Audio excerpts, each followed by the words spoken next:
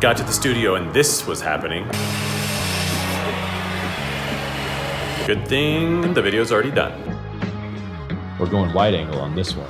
Looks good. Another big question that I get when people ask me about starting my business is what gear should I buy? But the truth is the camera that you should buy is the best camera for you. And ultimately, if you have goals in mind, and one of my main goals was to buy a cinema camera, and specifically, I really wanted the Sony FX9. I had used it on a couple of gigs, rented it for some client work, and I fell in love completely. You can check out my FX9 video where I talk about it. It's a light review, but the way that I started out is I really felt like it was the camera for me. So how did I go from $1,500 to buy my first camera to an $11,000 cinema camera? That's the question that I'm going to answer in this video, and I'm going to give you 5 ways to go from your first camera to your dream camera.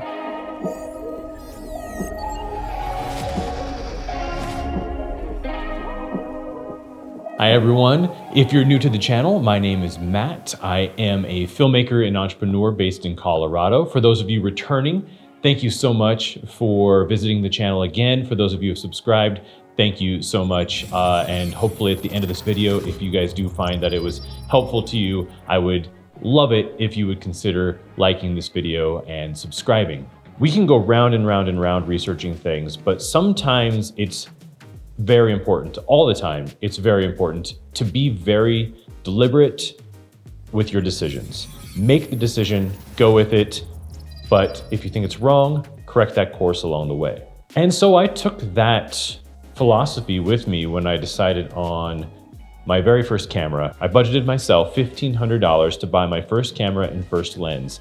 And in the research I did, I found the Blackmagic Pocket Cinema camera. It was a 1080p camera, did not shoot 4K, did not shoot above 30 frames per second. So it was a great camera for me to learn the basics. I found a great price for one on eBay, and I used the remaining cash to buy the Canon 50mm f1.8, the Nifty 50, the Plastic Fantastic. That was my first camera lens combination. It cost me $1,500, and that is how I started my business. In that process, I bought 2 other lenses. I bought the Rokinon 24mm t1.5 cinema lens and the Rokinon 85mm. Was it 85?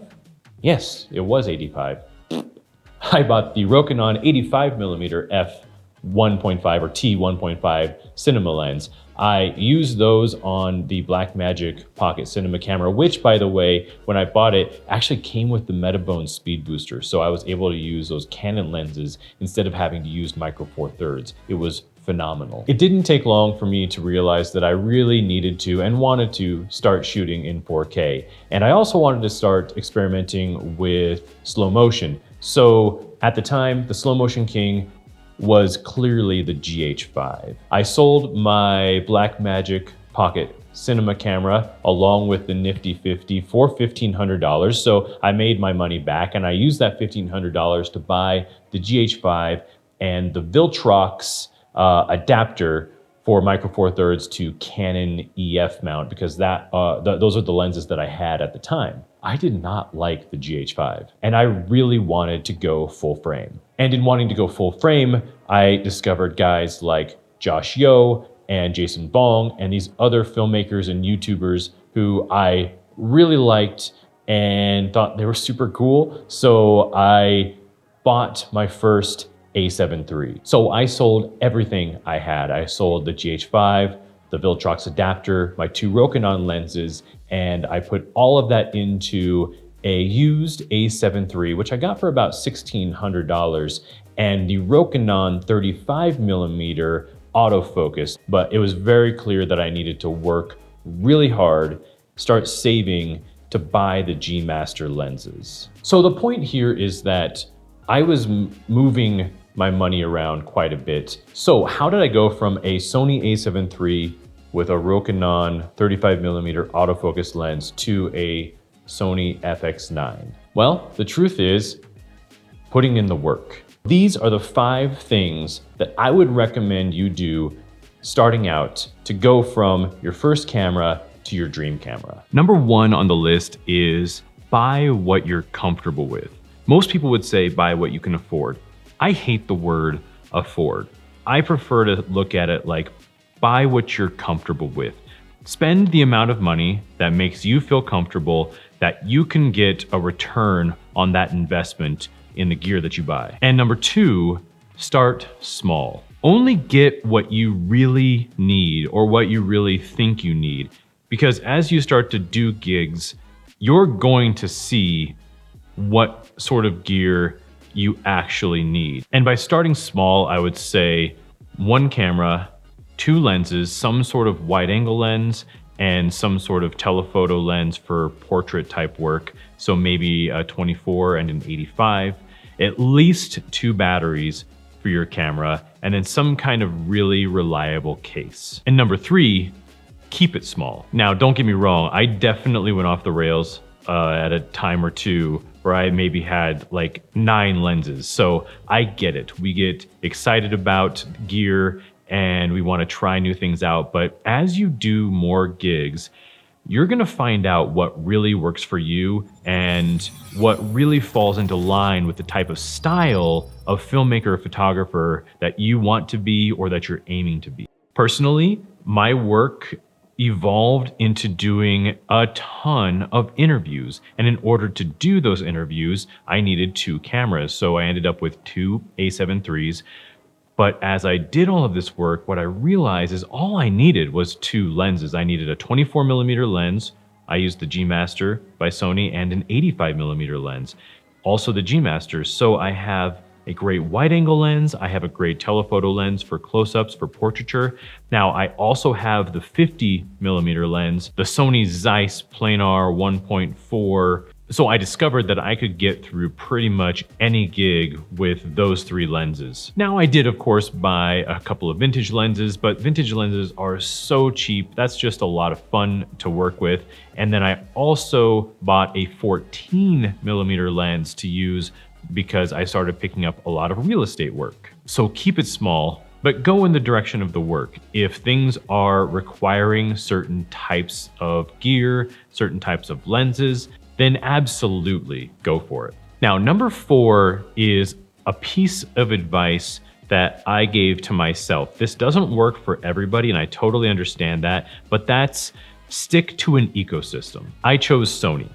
And I love the A7 III so much, so I decided to stick with the ecosystem. It also makes me feel really good as a Virgo to have everything sort of matching, so it was a great choice for me to stick with Sony. So I would say it's super helpful to start with an ecosystem and see how that plays out for you. And number 5, and this is how we get from the $1,500 first purchase to the Sony FX9, and that's reinvest in your business. I was in a very privileged place. I had a fantastic day job. So I was able to take everything that I made when I was building 9 Stories Creative and put that back into the business. Now that included gear, that included renting a space, that included travel expenses and all the things that required me to do the kinds of gigs that I wanted to do, maybe doing a gig for free here and there.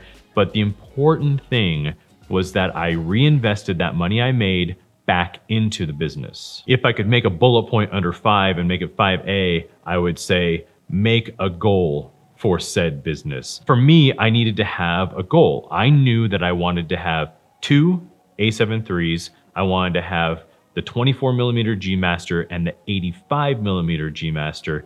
And then eventually I also wanted to get the Ninja 5. So I needed 2 of those to start doing long form interviews. So I had a goal in mind. So every dollar that I made off of my gigs, I was able to reinvest that money back into the business and start building the dream kit that I really wanted. And that's where the FX9 comes into play. I saved.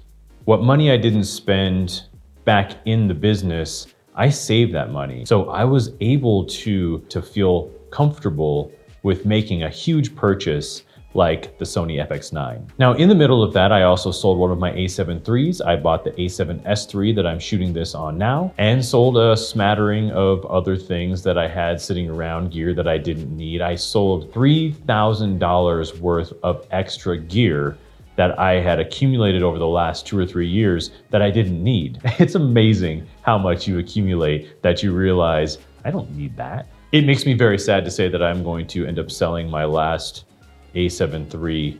I don't need it. I have the A7S III, which takes amazing pictures as well. Video upcoming about that. And the FX9. I mean, these two cameras are going to be my kit moving forward, and it all came from the dedication to, yes, the hard work, but every single day, every single morning, I visualize the life that I want. During my meditation time, which we'll probably talk about that again at some point in time, I am always imagining the vision for the future that I have for myself. That, amongst a myriad of other things, that's how I built this business. Hard work, dedication, but as Dr. Joe Dispenza says, I fell in love with the vision of my future, and that's how I found myself here. I got a little serious there, a little quantum there, but I feel like it's important. If you have any questions, please do hit me up in the comments down below. If this has been in any way helpful to you, it would mean so much if you would like this video and subscribe. But in the meantime, I hope this is helpful to you in your creative journeys as well, in your entrepreneurial journeys. I think that these principles of hard work, of dedication, of falling in love with the vision of your future, these sorts of things are applicable to all types of jobs and to all types of careers and to all types of futures. So thank you again so much for watching this, and we will see you very soon. Take care.